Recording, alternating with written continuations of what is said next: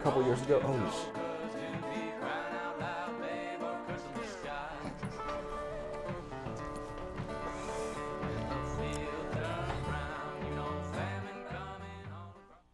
Welcome to Thinking Green. Well, you all know today was primary election day, and it's been in the news all the time. But today's show is more about things that are really happening on the ground in New London that the papers don't always cover, but you all should know about. So tonight's guests come from two different organizations, and we're going to talk about what these organizations do independently and also about their collaborations. So I have Theo Marieski and Rob Bryce from Bike New London, and they have been on the show before talking about Bike New London, but it's a new season and new exciting things going on. And Alicia McAvey is here from Fresh New London. And as I said, it might seem like an odd juxtaposition of these two organizations, but it really isn't, trust me. So welcome all of you. I guess, well, May starts Bike Month. yep. And so I guess we'll start with Bike New London. And maybe you can talk, maybe Rob, about the origins of Bike New London, just as a background. Well, it's kind of interesting that Alicia's here tonight because those paths cross, and Alicia helped me That's true. initially to start Bike New London in 2008.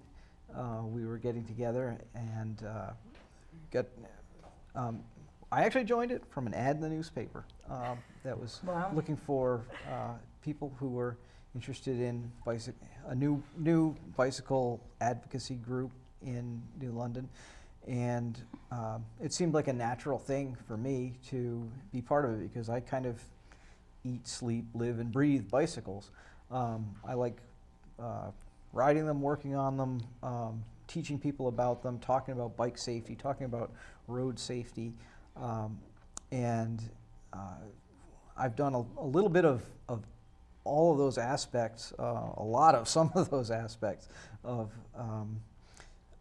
I guess you could call it a hobby, but it's a hobby that's nearly a full-time job in addition to my real full-time job. So Might be more fun than your real full-time job. sometimes it is. You know, it's a lot of work and it's also very rewarding. You know, in 2011, Bike New London worked with City Council and Public Works to get the bike lanes on Montauk Avenue installed when they were rebuilding that street as part of that big project. And you know, today I drive down there or I ride down there and I see people on bikes and I'm like, you know, I helped make that happen. And it's a very popular addition to the city. You know, I wish we could have bike lanes everywhere, but Montauk Avenue is actually just about the best street in the city to have them on. And things like that are just a little piece of what we do. We've worked with the city on you know, a number of questions and with architects and groups like the Hodges Square Village Association that's looking at maybe a rebuild of that whole street. I talked with the architects there a couple years ago about some questions because that piece of the city is a place where bicyclists they're kind of funneled through there because New London has the connection to the bridge. Yep. We have the only shoreline crossing to get you across the Thames River anywhere near Route 1 or I-95. So 1 foot of that bridge lands in New London, the other in Groton. So every cyclist who's going between those places or going on a tour of New England, any kind of north-south route near the shoreline, they're riding through New London, and you know, so we have a piece of a very important piece of infrastructure here in town, and it's been my pleasure to talk to people about how we can improve that, what kind of things are needed to make that better, and you know, I hope to see improvements to that whole district in the near future. It's very exciting. And that is a fantastic place because it's only about 3/4 of a mile from the heart of New London downtown. And yet it's really, without the way the roads are configured right now, you'd barely know it. Right. So a real bicycle connection and a real pedestrian connection from Hodges Square to the downtown would just be phenomenal in terms of connecting up different parts of the city. We've actually been approached by that association to possibly open either a satellite location for Bike New London down there, which is something we've explored a bit. Yep. But we kind of have our hands full right now with our location at 310 State Street. That will be reopening for the 3rd season, which is really exciting. That's our biggest news. Our biggest project is our community bike shop, which this is our 3rd season. And as he said, we're opening in just a couple days, Sunday, May 1st, and so just on time for Bike Month. A lot of things going on at the bike shop. And a lot of things that went on to make it happen too. Well, that's true too, and you know, the shop is a piece of what we do. It's not all of what we do, but it's our biggest project ever, really, in the history of the organization. And probably the project that touches the most lives on a just day-to-day basis. When I'm out there riding or walking, I get yelled at all the time. Hey, when's the bike shop opening? When's the bike shop? Hey, bike guy, when's the bike shop opening? And you probably, we all get the same thing. Well, I think we tallied up the numbers from last year, and we had, correct me if I'm wrong, 1,700 folks come through the door, or individual. 224 bikes. Sometimes the same people, but the traffic count in there was phenomenal for being open just 2 or 3 days a week.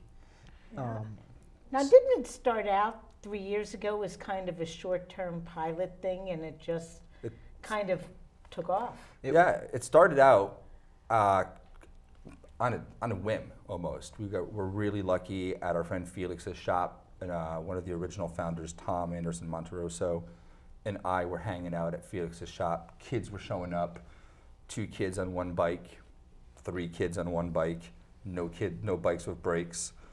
And I know, and and the little, not unknown to me, that is the norm. That is the norm, and we didn't know it because we didn't have a shop. And at that time, there was a project which was just happening in New London, which would offer us free retail space, insurance for a 90-day period. So it was a pop-up program, and it was in partnership with New London Main Street and several other organizations they had a little bit of state funding to kickstart these businesses. We were very fortunate with the space that we started in, that we were able to negotiate a way to stay in the space. Yeah. Well, I remember and continue the shop. When we were approached, I was approached with Tom to get the space, and the person who was in charge of this program walked us up to this space. And I was a little bit suspicious because it's almost 3,500 square feet of prime real estate, downtown New London. It's like, for real? We can do this? And it was also, at the time, it was also an abandoned, or a dusty kind of abandoned former bar. So we kind of, we've taken over the space, and with our volunteers, we've kind of made it our own. And now we have bikes that are available through donations to Bike New London, and the best thing that we do in the space is to teach people how to repair their own bike, how to maintain their bike themselves, what to do, get a flat, how to change your own tire, and it's empowering someone to who might be afraid of riding a bike, or might think, I don't want to ride far from home. I don't want to take a trip on a bike, or I don't even, or just even putting things in their head like, hey, if I take my bike downtown, I've got to lock it up. A lot of people view bikes as just more of a recreational thing, and we get them thinking more about transportation and about all aspects of it, about taking care of it, about it being a tool for transportation, a replacement for the car for the short trips. Sustainability level too. I mean, the education that's done at the shop, the amount of bikes that come in that all they require is a patch. Yep. Just to patch it. We get truckloads of bikes with just flat tires or maladjusted Yep. brakes, stuff that are just so minute, and they're one step away from going into a landfill or being scrapped. Right. But there's all this wasted energy. And just by investing a little bit more energy, they're back out there. And anyone who's using bikes as transportation, they have to be able to fix flats on the fly. You'd like to think so. Yeah. You'd like to think so. But again, you don't know how to do it until you're shown how to do it. And That's we true. show as many people as we can. We have the tools and we have supplies down at the shop, and we're happy to spend the time with people to educate them. Empower them. It is empowering. It's Like I said, I've said before, I've had kids who, they come up to me and you can tell the kids that are willing and able to work on a bike. They can sort of do some things at a low level. They're trying to fix their own bikes, and they're very frustrated because they usually don't have the right tools. They don't have money to buy new stuff. They don't have money to go to a shop and get it fixed and have it come back to them in working order. So they're trying. They're kind of using rocks and hammers and things.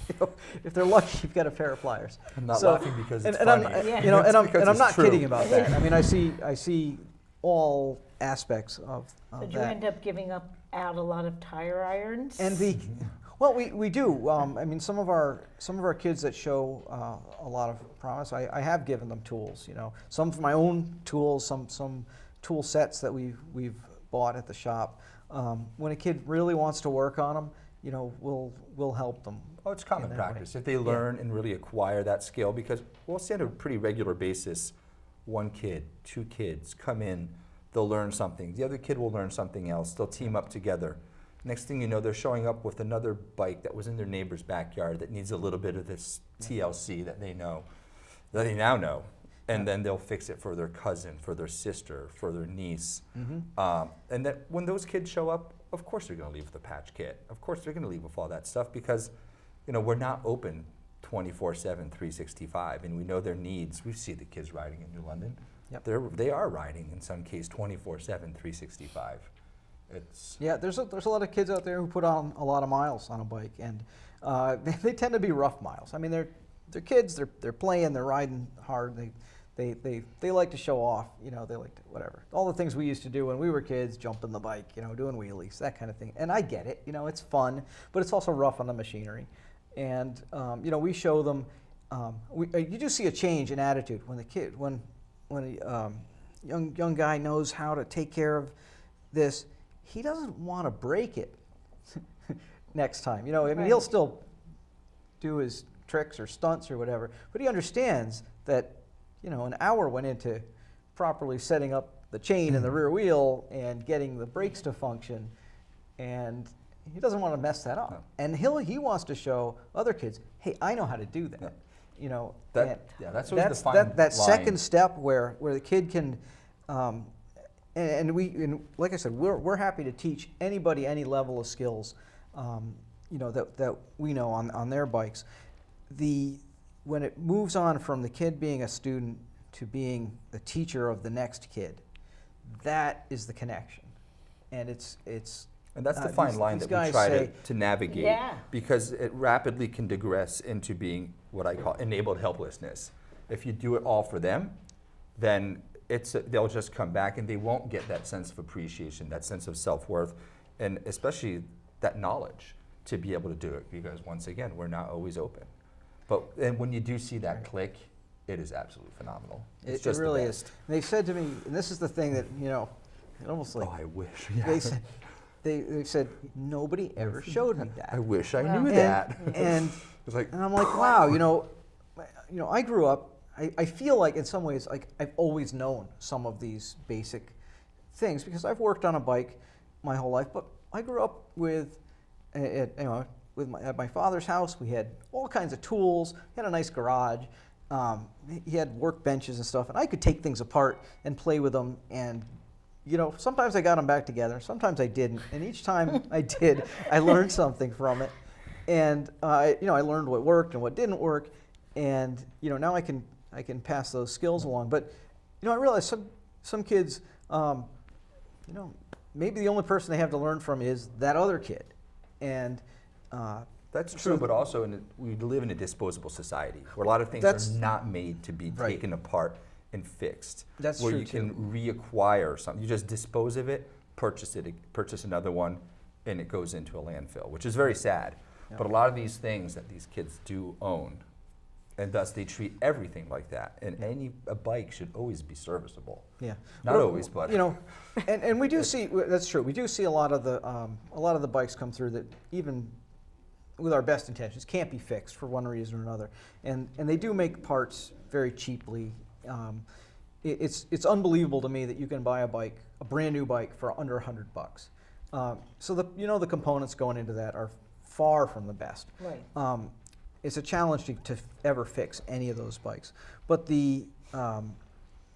what we do see is that even that bike shouldn't be sidelined because of a simple flat tire. And you see this progression with them. They get a flat tire, then they're left in the backyard. Then they're put out in the backyard. Things are rusty. Maybe they fix the tire, but now the brakes don't work because the cables are rusty. And something got tangled around the wheel, and the bike has more damage to it than is ever worth fixing. And it ends up in a scrap pile. And to me, that's sad. Like, even the cheap bikes. Well, for such a simple fix, I mean, because it starts with a little thing that to snowballs. do 20 repairs. You could ride around New London, which does not have the best streets for riding, whatever it is, and you can get 10 flats. You're on the hook for $2 for the season, and you get to keep that bike out there and riding it all summer, and fall and winter, right? Some of our kids, and adults. We mention kids a lot, but we also serve an adult population. Yep. And the same thing happens with adult bikes. Maybe it happens a little more gradually, where a bike is purchased and it's used one summer, and then the next summer it's taken out, it's a little dusty, and it's not new anymore, and it gets a flat, and it gets sidelined for the rest of the summer, and then the next thing you know, it's rusty. Now the chain fell off, or someone tried to fix it and they weren't successful. They took something apart, and again, you could have a bike that was originally, I don't know, $500, $600, $1,000 bike that is now it's worthless as it sits because nobody can ride it. It needs to go to a shop, or you need to know how to fix it to put it back on the road. And we're happy to show people. We have people who bring in. I've met people of all walks of life that they'll bring in a bike like that and say, "Please show me what I need to do," or "Here, please fix it for me," or "Here, nobody's going to be able to fix this. You can have it." And all three of those kind of come from people with they're in a different place. Some people are just going to go out and buy a new one because this one's 3 years old or 10 years old or whatever. Well, being on State Street, we see a very wide socioeconomic clientele. It's very, very wide, the people that come by the shop. And when people do donate those bikes, we are almost always able to repurpose them. Some of them we donate ourselves to people who are in need, and some of them get sold for a donation to the shop, and some of them people work to earn them, and as much as we can, we put them back on the road. Yep. Now, you mentioned something about the sustainability side and bikes as transportation. One of the great things about New London, and we always hear about it being only 5.5 square miles, but the positive side of that is the longest trip you can take from one end to the other, Con College to Ocean Beach, is something like 6 miles. So you can get from point A to point B in New London in half an hour, on a bike, wherever you're going. Right. As long as you have a bike that's in good repair and you don't have to adjust everything every time you get it out of the garage. Right. Yeah, you can get anywhere in New London on a bike, of course. Yeah, but I mean, being such a tight, small area, also we have to make the most of the space that we have. And so that said, I mean, we're confronted with traffic problems now, which Well, the Montauk striping is huge. You know, I live down near the hospital, and it makes a huge difference if I want to bike downtown. However, crossing Bank Street is still a nightmare. I don't know what the solution is. Yeah. that is a tough one. That there's a number of tough ones. We had a great survey done. You know, that was addressed. What are the tough intersections? Why? You know, how many questions? 115 questions. It was a very, very detailed survey that was done for. Now, was that the URI? thing that was that It was the one done the last legislature year. was involved in? No, it was a young woman who was doing. It was a graduate study program. I think we participated in it. That we got the word out. When all said and done, about 200 people answered the survey. It was a very extensive and exhaustive survey, which asked And very tightly focused on New London, Yeah.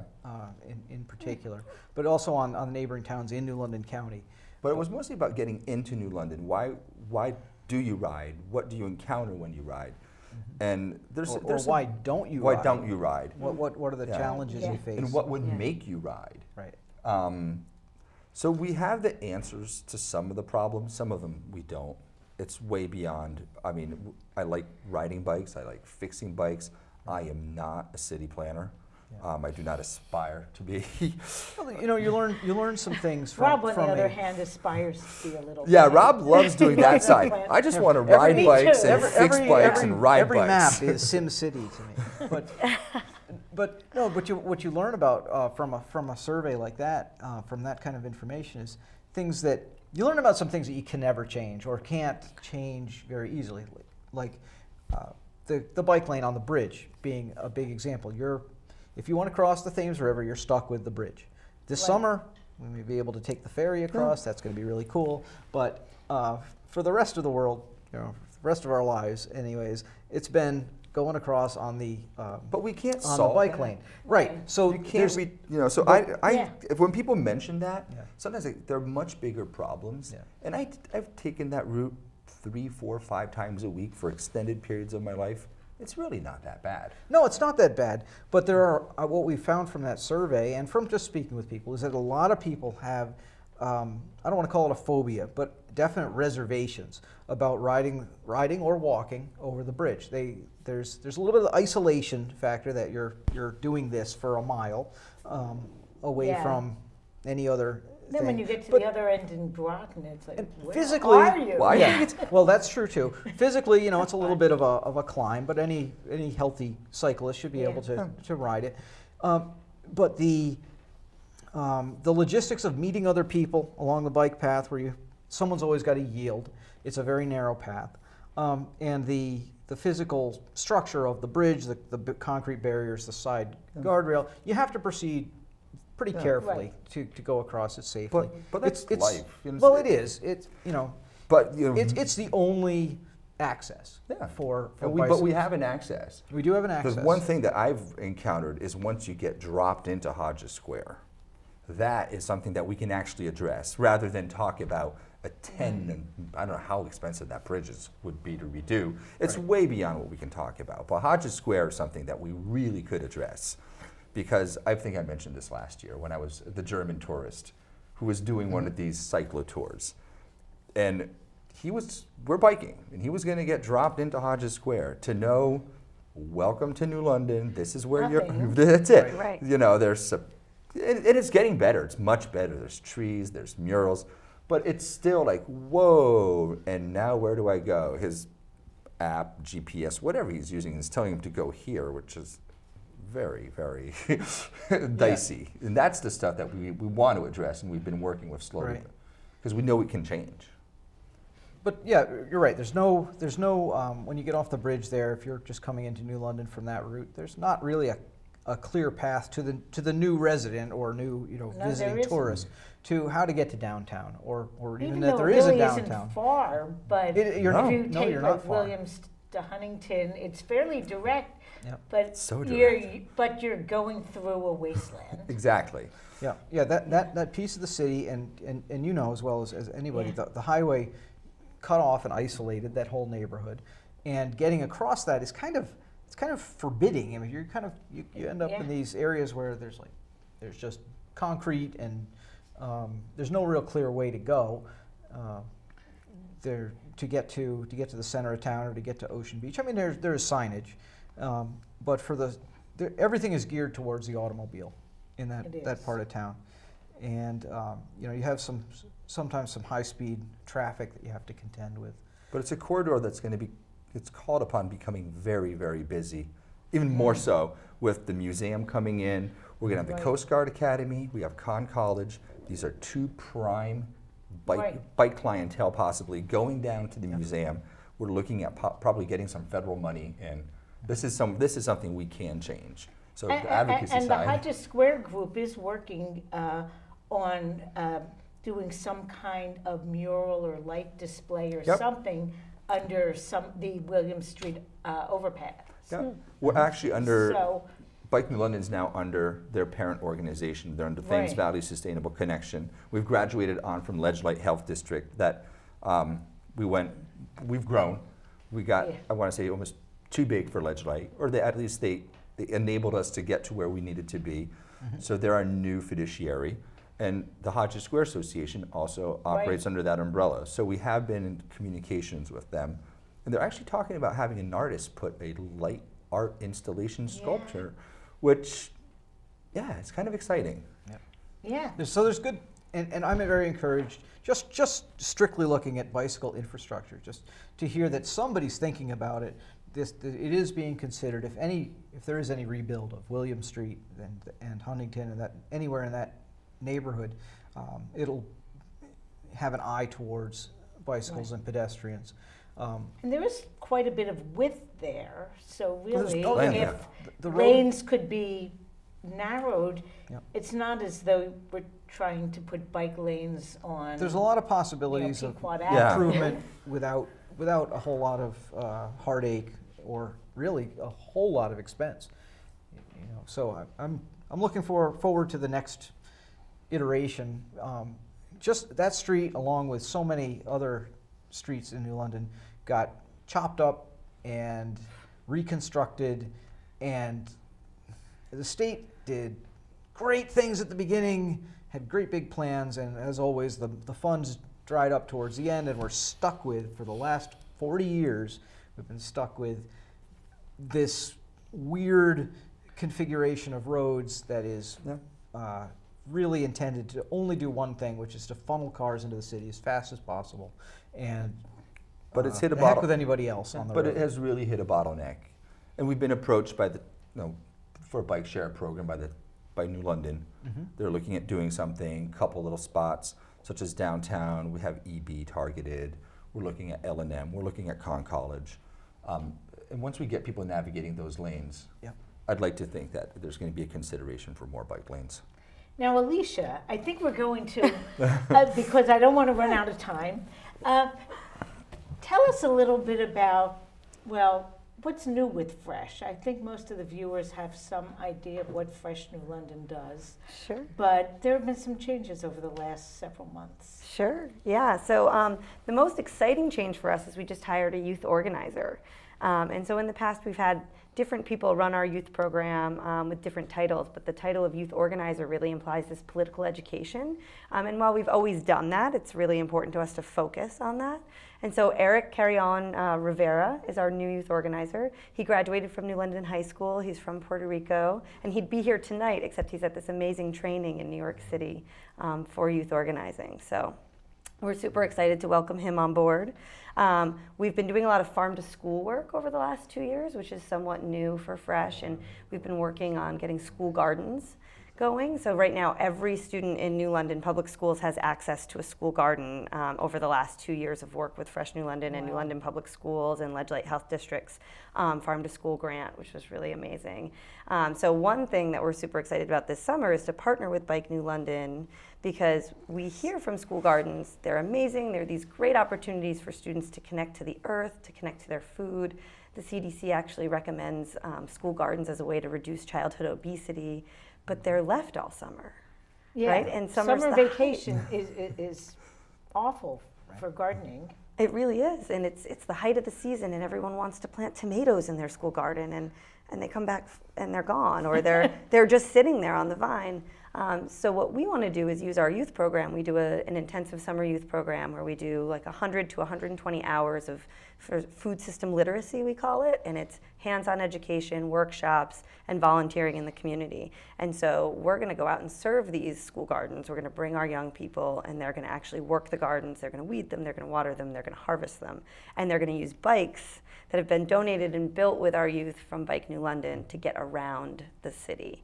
And so that's been a really exciting partnership for me, particularly because I was there at the beginning of Bike New London, and I just love everything about it. And because we think about sustainability, and we're now able to teach our young people another way to be sustainable in the way that they live. And so many of our young people ride bikes, but actually so many of them haven't ever ridden a bike. And so we find that there's actually this really vast divide between people who've never ridden a bike or ride all the time. So we're hoping to sort of teach more people that. And Rob and Theo were really awesome and taught some of our young people how to fix bikes, who had really never done that before. And we were able, so far we have 3, I think, complete bikes and 2 more that we'll be completing. We'll get a fleet of 6 when all said and done. Oh, excellent. Yeah. Yep. And we have 2 trailers which were donated pretty much complete to Bike New London from one of our regular donors.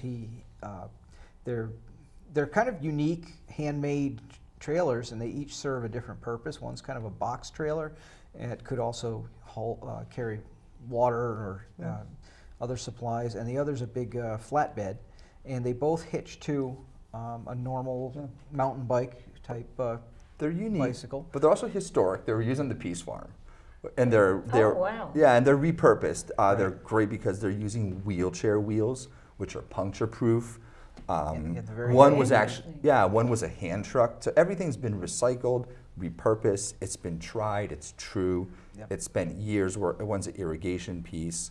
And once again, sustainability. We're really excited at bringing that back into the community and repurposing it. And the kids who came from Fresh earlier in the year, we've been working on it about 4 months since on and off about 4. Yeah, started the project, and through over the course of several sessions, each session we basically built one bike, and had some different kids. Some kids came back, and some new kids joined, and each time we had a great time building bikes and connecting with the kids, and teaching them things that they'd, like you said, never done before.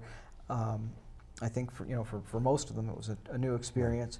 And at the end of the day, a new rideable bike emerges from the shop. And we also, like I said, we fitted 2 of them so far.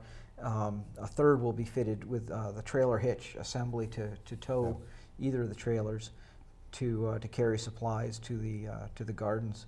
And it's going to be real exciting to see them on the road this summer. And it's exciting for us that you guys have a youth organizer, a point person for us to deal with too.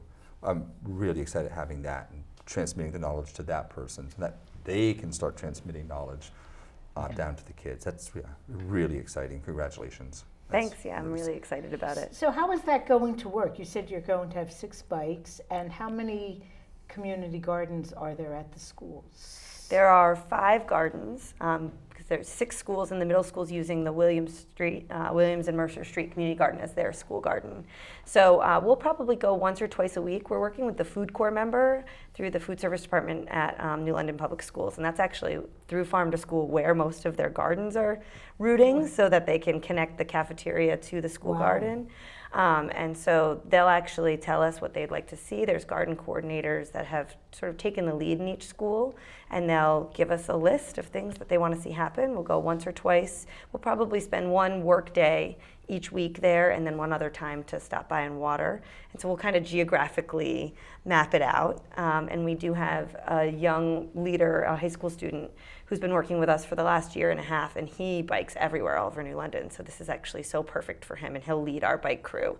And that idea of sort of, young people teaching everyone else, he can teach the bike skills, but he also now has been with Fresh long enough that he can teach the weeding skills, and he can teach the harvesting skills. And so we also, use that model of we teach young people so young people can teach young people, and young people can teach community members. And so it's really exciting to see that. Yeah, it's great to see the 2 different dimensions of health too, because I know that fitness and obesity are huge problems among New London youth. Back when I was, organizing against selling Riverside Park, I looked at like the strategic school reports from the different schools. And the last year, the Winthrop School was a neighborhood school before it was closed and reopened as a magnet. The fitness level of the students was just, and people worried about only 33% of the students passing the reading, tests. Yep. Well, it was like less than 2% of fourth graders could pass the fitness test. Wow. Compared to statewide Wow. being maybe 30%, and the city norm was more like kids who lived near Nathan Hale, about 10%. It was still bad, but maybe 10% passed. Yeah. But for those who lived That's- in that East New London neighborhood who went to Winthrop School, the fitness level was just really scary. And I don't know, it is a hilly part of the city, but they didn't bike. And access to good food is also an issue that's starting to be addressed, but it is a big issue in that part of town. Yeah, it is. It's a food desert, as they say. It really is. Yeah. It's a tough one over there. That's just a shocking statistic, and I think I know the ability to to get a bike plays into that. So we've one of the things that we did over the last year was any kids who came to the shop with the ability or the willingness to learn and a little bit of ability to help with putting a bike together, we help them build a bike that they could take with them. Yeah. We have a very basic rule. I mean, if you want a bike, you get a bike, as long as you have the will to spend a couple hours within 10 feet of a bike stand. Yeah, If you just want a bike build to it for you. Yeah, if you just want a bike to have a bike, people want stuff. We get that, but we have a finite amount of resources. But that's the basic rule. You I want a think bike, if you have the will can to earn help, it. you can earn it. You will leave with a bike. It might not happen right here, right now, but usually within a 48, 72-hour window, a couple sessions, they'll leave with a bike. But that's one thing. But the food thing's really going to touch a lot more people. I volunteered at Fresh, a number of years out when they're at the Jenna Moran Center, and there's a great core group of kids that were volunteering there. But we made inroads into the high schools and the schools, and it's true. Kids did not know much about what to put in their body when it came to food. Yeah, well, it's really amazing because we think about it sort of in two ways. So when you tell me about the statistics, I think two things. One, what can we do to get people more access to bikes and better food and do some of this education? And then also, what is the system in place that is making that happen? And so we're really trying to at Fresh examine those two things through this lens of food. And so I love one thing we do is this connecting communities bucket. So, now there's the Riverside Community Right. Garden, which is amazing, and there's the school gardens there, and this web with Bike New London, it just all interconnects into our health of our city. And New so, London has a new chef. and So- yeah, there's this Chef Brigade program that's coming in, which I won't spend a lot of time explaining, but maybe another day could be an amazing thing for students. And I think really what's happening with the lens of food is that we're growing more food in as many places as we can. We're reclaiming areas of the city that have been abandoned, and they're not only being beautified, but they're also being beautified by providing healthy produce for people. We're wanting to connect communities so that everybody can drive by and see that and learn and also access food. So right now, another change for Fresh this year is we used to farm out at the Waterford Country School, and we have a great partnership with Huntsbrook Farm, who's now going to take over farming that land, that acre and a half. And we're going to still go out there. We're going to educate our young people. We're going to be able to have access to that. But now we get to reinvest in growing in the city, which is super exciting for us because it's great to farm, it's great to connect, but if you're talking about practical skills for yourself in New London, square foot gardening is really what we want to spread and be teaching Right. people. And the visibility. And the visibility of it. Remember when Murray Renshaw did the flower garden at the fountain? Oh, And he yeah. took over, he just went guerrilla, and he just built a garden there. Oh, And- I didn't know that's how that Well, that's when I was started. originally approached about this whole, I said, we'll just get plots and we'll just plant stuff. That's how my mind works. Yeah, But yeah. I was like, just because of the visibility Oh, it's And amazing. Yeah, it's like, what's going on here? What are these kids on bike? Why are they what's carrots going by on bikes? Right. It's going to blow so On many this people. bike trailer full of beautiful tomatoes, and and then going back into the community because It's so it'll many be people- yeah. through our markets, and some of our restaurants want to support that, but also it'll go to our soup kitchen, it'll go to the Gemma Moran. So just to have the food spread and have the young people see that, they're planting the seeds, then they're harvesting the food, and then they're seeing where it goes in the food system, and hopefully they're learning how to cook it with this new chef and with our chefs and the culinary teacher at New London High School.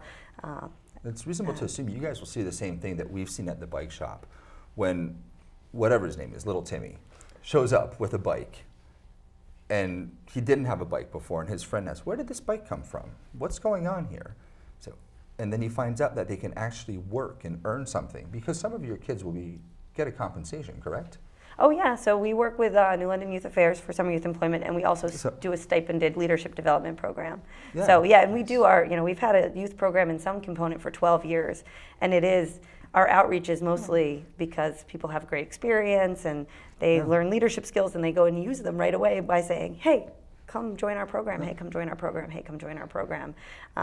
And we have people who will just come by on Saturdays and be in the garden, and it spreads out, and it's great. I look forward to when Bike New London can actually partake in that program, because not everyone is going to find a cure for cancer. Not everyone has that mindset, but some kids can become mechanics just by working on a bike. Yeah. And when they do get that wow moment, and I can actually do this, and I can earn something for it. I'm really looking forward to that. Or they might want to become farmers. And But it might that's what I'm become getting. farmers. I was just going to say, yeah. But Looking at the economic health of our community, these are all jobs that can't be offshored. no. Right, No, right. that's right. Well, and you know what's amazing? We actually get a lot of students from the tech schools as well, and the Science and Technology Magnet School. And it's really interesting to see what these students are doing and learning, and how they're applying these sort of hands-on skills, even if they're not learning about farming at all. The hands-on application of something and how to learn something, you see it come through in the garden. And you see the follow-through and the start and the finish and the cleanup and the prep and all of that. And it's really neat to watch. Yeah, it's life skills that aren't taught necessarily in a book. Yeah, same with cooking. Yeah. One other. The bike thing is so new. I just wanted to ask you one question about. I imagine the students are trying foods for the first time that they've never had before. Oh, absolutely. What kind of response do you get? We get all kinds of responses. So my favorite story about this, last year we partnered with a teacher at New London High School to bring a group of students as an after-school program in the spring out to the community garden. And she'd have about 10 students, give or take, at any given time. And so one day I was like, okay, so you've done all this planting, it was early, but now we have some kale we're gonna harvest, and we had some herbs. So we're gonna make this kale pesto, and we're gonna have a dressing on our salad. And the look on these two young women, their faces was just like, oh, I don't know about this. So, but they did it. They played along, okay. And so we brought the food processor, we made it there, and they're going like, but they'll taste it, right? And by the end, they were asking for seconds of this dressing on their salad. And there's this perception, kale must taste so bad. People talk about this kale, it must be like the most funky thing in the world. And then they try it and they're like, oh no, this is actually quite good. It's kind of sweet, and I can add, some vinegar to it. I can make this dressing, and I got to make it myself, and I can add whatever I want. So that's really amazing, which I love to see. And we have these tasting programs that are happening all over New London County and a lot in New London Public Schools, where every month the students are trying a new food. And it's a local food that they're getting to try, which is pretty amazing. And the range is so funny to go watch, because the students will just, sometimes they don't like it, and that's okay, but they'll try it and they get all like either adventurous, or they have these really sort of like apprehensive faces on, but they're trying new foods, and they're learning about where they come from, and they're more willing to do it again next time. I was actually volunteering for Fresh when the deer stew one came about. I don't know if you know that one. I do. Yeah. So I missed that. we can tell that story another time. Yeah, that might be an off. But one other tie-in that we've been doing is last year, and we're going to be doing again this year, is doing repairs at some of the farmers markets here in New London, which is also organized by Thames Yeah. Valley Sustainable Right. Connection. Because while we love our shop, it's at 310 State Street. That's where we are. I love getting outside of the shop. Like this Monday, we're going to be at the library. We're going to do a tune-up event. The farmers market. Oh, Yeah. you were out at the community. Where do you community health center? Yeah, we were at Community Health Center's health fair last year. Yeah, And it's reasonable we've to been assume- at Yeah, River- you've been at Riverside Riverside Park. Riverside Park. We'd like to expand to L&M. We're probably going to try to get down to Ocean Beach. There's a lot of places that we want to get out because while, once again, 310 State Street is great, New London, while only 5.5 miles, is not only there. We've had a great partnership through the years with New London Kiwanis, whose part of their mission is keeping kids safe. They've donated so many bike helmets over the years, and they fit them. They show the kids how to actually properly fit and wear the helmets. And they have given away. I don't even know what the number is. It's got to be. It's I don't over. know, at It's over Riverside Park 700. last year, I think it was 91. 90 something. Yeah, because Right, it came just that one prepared. event. I want to remember, Yeah. it was between 90 and 100. And I was at an event with Marty Olson from the Kiwanis last year, and I showed up, and I had my face fixing bikes all afternoon. And when I came up, Marty had given out, when I finally looked up, Marty had given out another 60 helmets or some crazy amount. So they've been really good to work with. The Masons have been absolutely fabulous, new partner for us too. They are, we're looking at working with them too. That's going to be a lot of fun. Yeah, one of the local Masonic lodges did a bike drive for us last year, and we, in one day, we picked up 31 donated bikes. That was just been amazing support that's come out of the communities. We've had support from New London firefighters and other organizations all around the city, all around the region that have donated to help us in one way or another, and we help them too.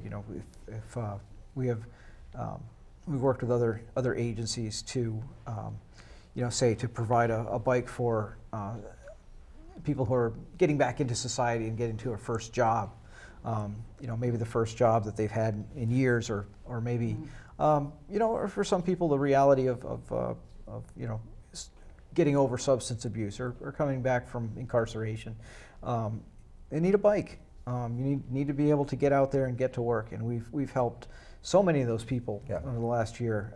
You need thick skin though, because it doesn't always work. Well, we're able to offer the help. That's it. And what the person does with it, you can't control that, but it enables them I'm to not get on the saying right path to a better life.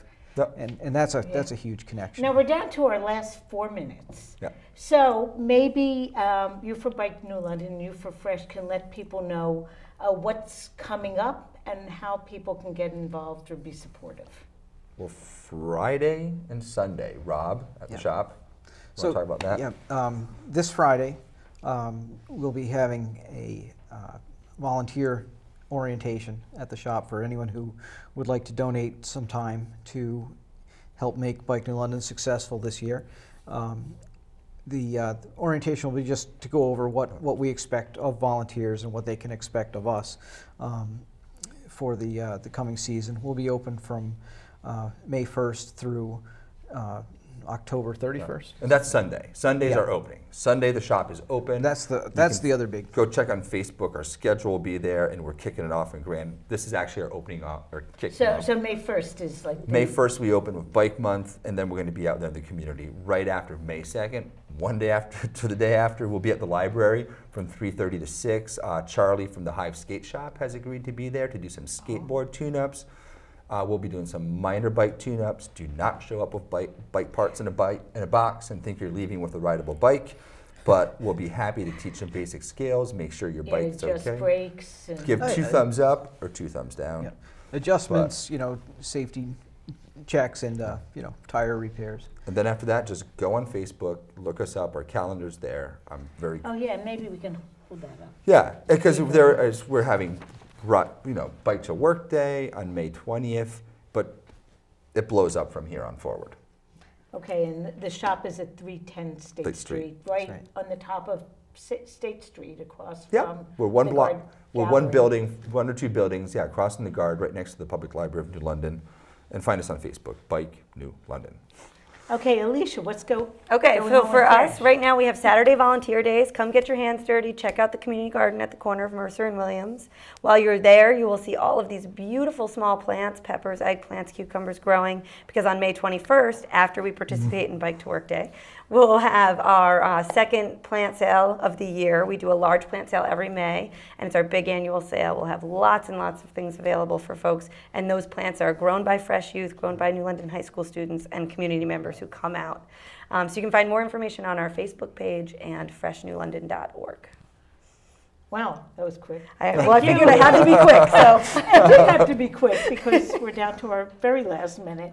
So yeah, so people can find more information. Are you still looking for bikes? We need people? volunteers. You need volunteers What we need more is- than anything. And we will make Us it too. easy for you to volunteer. That is our goal this year, to make it fun, to make it easy. Do we need bikes? Yes, we do, but over the last few years, we've spread the word out. We're getting bikes, we still want bikes, but mostly if you want to come help downtown New London and help the kids, everyone, come and see us. We'd love to have new volunteers. Yeah, and I echo that for Fresh as well. Volunteers and support. in that Support. way. So there's no reason for anyone who lives in New London to be bored this summer. Absolutely. And Come learn and work with your hands and learn a new skill. That's right. Well, thank you so much for joining us. And next week, I think Lauren Shaw, who is running for state rep in the 38th district in Waterford, is going to be our guest, and we'll see you then. And we'll see all of you out and about in New London. And next year on your show. Thanks a lot, Ron. Yes, thank you. Thanks, Rana. Always a pleasure. Yep.